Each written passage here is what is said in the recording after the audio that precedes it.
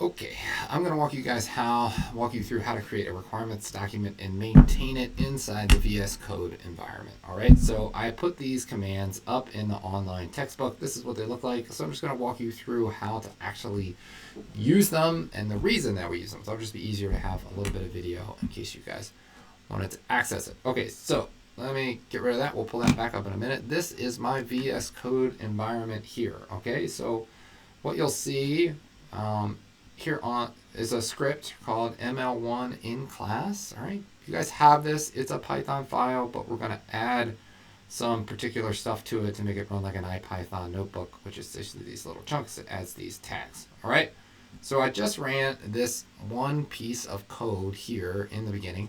All right, and what we'll see, we get kind of this classic error. Oh no, PyDataset. All right, that means we just don't have that particular package loaded into our working environment for us to access. Okay, so what we're going to do is, let me clear the terminal here, clear that away. All right, this is our terminal down on the bottom. Okay, and we're just going to run just pip install like we always do, pip install PyDataset. All right, it's going to run.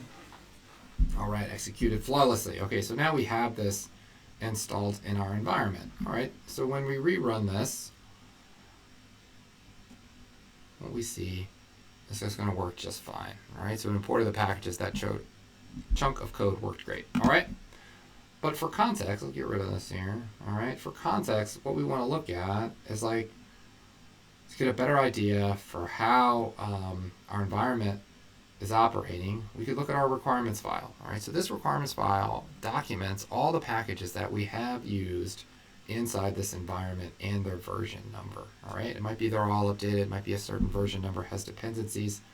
It just captures all the documentation that we've used, which is great. All right, that's good, useful information. And the cool part about this is that I've built this in to your dev container. So when you start this environment, this dev container file you already have, VS Code will recognize that it exists as long as you have Docker on your computer, and it'll automatically start up this environment for you. All right. And the other thing it's going to do is it's automatically going to install your packages, all right, that you need to make this work. But post create command means something after the container is built. It's just right so once it's built, the first thing you do, load all these packages in.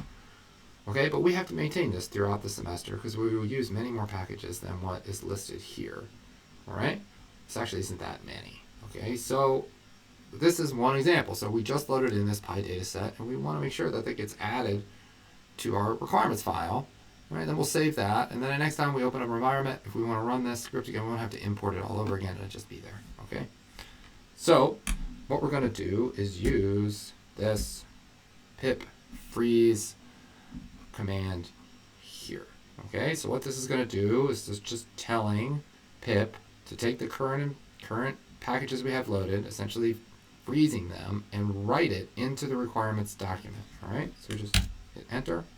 It takes like 2 seconds to load up, and then if we take a look at our requirements text again, all right, we'll see that PyDataset has been added. Okay, it is there where it was not before. All right, yay! All right, so now that we know we need it, and it's here, and our container will load it, that's all a win-win. All right, so let's save that, chunk it down, and the other thing that you can do, all right, if you wanted to just prove, that it's working or whatever, is you can go here, and you can go, I don't want to do that. Oh, where is it? Oh, maybe too far back. Pip install requirements, all right? So what we're saying is just install all the requirements that you see inside this, pip install the packages you see inside this requirements file, all right? So we just hit enter, and just go, and it tells us everything is already required, satisfied, requirements already met, we've already loaded everything in. Okay, and that's it. So we've updated our requirements file, okay? So I did it a couple times, but I think it's back to where it originally was, so I might not see it change here on my GitHub, but if it did, you'd want to commit that change back to your repo. But that should pretty much do it, okay? So that covers how to manage your requirements document, right, inside your repo using some of the tools that are already kind of built into the dev container.